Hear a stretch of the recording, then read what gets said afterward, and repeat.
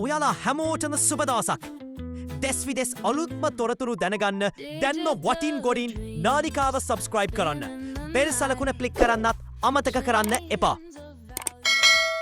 2026 මැයි මාස 11 වන දින සඳහා කාලගුණ නැවැකිය 2026 මැයි මාස 11 දින උදෑසන 5:30ට නිකුත් කරන ලදී. ශ්‍රී ලංකාව ආශ්‍රිත පවතින පහළ වායුගෝලීය කැළඹිලි ස්වභාවය ඉදිරි පැය 36 තුළදී අඩුපීඩන කලාපයක් දක්වා වර්ධනය වීමේ හැකියාවක් පවතිනවා.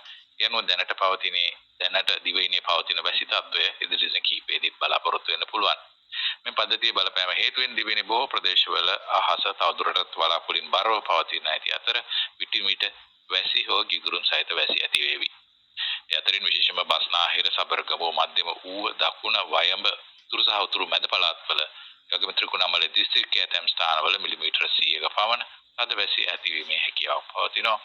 විශේෂයෙන්ම ගිගුරුම් සහිත වැසි පවතින අවස්ථාවල ඇතිවිය හැකි තාවකාලික තද සුළං වලින් සහ අකුණු මගින් සිදුවිය හැකි අනතුරුවම කර ගැනීමට අවශ්‍ය පියවර ගන්නා ලෙස ජනතාවට මතක් කර සිටින්නේ කැමැති.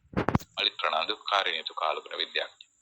ගාලිවිල ප්‍රාදේශීය කම් කොට්ටාසේ පට්ටිවල ග්‍රාමධාරී වසමේ නිවාස 20ක පමණ අඩි 3ක පමණ ජලයෙන් යටවීම වාර්තා වුණා. අප දකල්මල කරන මධ්‍යස්ථානීය අපගේ උදහම්දාව පොලිසිය රටපිරිස් ඇතුළු සියලුම කණ්ඩායම් සූදානම් කළ තියෙනවා. උපකරණ සහිතව අවශ්‍ය පරිදි ස්ථානගත කිරීමට යම්කිසි තත්ත්වයක් ඇති වුවහොත් ඒ සඳහා මුහුණ දීම සඳහා නායම් ලක්ෂණ පිළිබඳ විමසිලිමත් වන්න ගස් ඇලවේ නම් ලයිට් කණු වෙනද ඇලවේ නම් විශේෂම මතක තබා ගන්න ඕන ආගන්තුක දිය උල්පත් ඇතිවීම සහ සිංගියාම වැනි කරුණු කාරණා පිළිබඳ සැලවු වහාම දුටු වහාම මෙම ප්‍රදේශ වලින් තාවකාලිකව ඉවත් වීම ඉතාමත් වැදගත් වෙනවා. 117 දුරකථන අංකය විවෘතයි. පින තුළ වර්ෂාපතනයේ වැඩිවීමක් තියෙනවා. ඒකට මේ தත්ත්වය අපිට අද දිනෙත් බලාපොරොත්තු වෙනවා.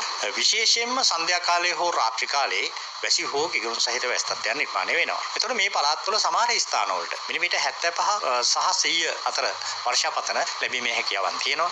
ඉතා සුළු කාල පරිච්ඡේදයක් තුළ අධික ලෙස වර්ෂාව වදිනවා. මෙන්න මේ වර්ෂාව වැටෙන වෙලාවේදී විශේෂයෙන්ම ඒ අවට ප්‍රදේශයේ తాවකාලිකව තද සුළං ඇතිවීමේ හැකියාවක් තියෙනවා.